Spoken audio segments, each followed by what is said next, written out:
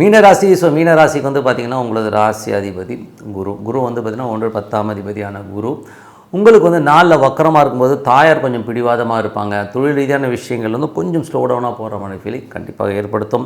அதுக்கப்புறம் 2 மற்றும் 9ஆம் அதிபதியான செவ்வாய் 11இல் இருக்கும்போது நல்ல லாபங்கள், நல்ல ஏற்றங்கள், குடும்பத்தில் நல்ல ஒரு சந்தோஷங்கள், பெரிய வருமானங்கள் வர்றதுக்கான வாய்ப்பு ரொம்ப நல்லாயிருக்கு. 3 8ஆம் அதிபதியான சுக்கிரன் 11இல் இருக்கும்பொழுது விபரீத ராஜ யோகங்களை அள்ளி கொடுக்கறதுக்கான வாய்ப்புலாம் ரொம்ப நல்லாயிருக்கு. ஸோ நடக்காதுங்கிற ஒரு விஷயம் உடனே நடக்கிறது.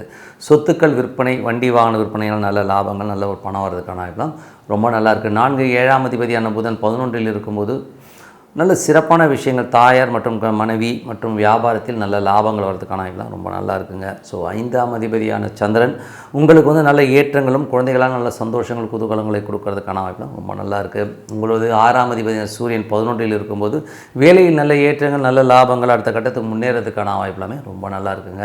உங்களது 8ஆம் அதிபதியான சுக்கிரன் வந்து விபரீத ராஜயோகத்தில் இருக்கும்போது நடக்காது, இந்த மாதிரி எதுவுமே நடக்காதுன்னு போது திடீர்னு ஒரு லக்கில் வந்து எல்லாமே டக்குன்னு நடக்கும். வராதுன்னு நினச்ச இந்த ஒரு காசு திடீர்னு வந்து உங்கள் பாக்கெட்டை நிரப்புவதற்கான வாய்ப்பும் ரொம்ப அற்புதமாக இருக்குங்க.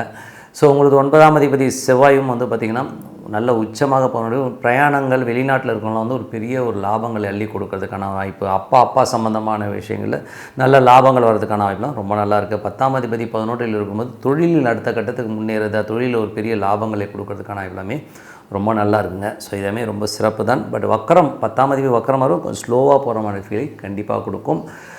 11ஆம் அதிபதி சனி வந்து ராசியிலே இருக்கும்போது பெரிய லாபங்களை நோக்கி நம்ம எண்ணங்கள் செல்லும். ஸோ ஏதாச்சும் வந்து பெருசாக சாதிக்கணுங்கிற எண்ணங்களை எல்லாமே கண்டிப்பாக கொடுக்குங்க.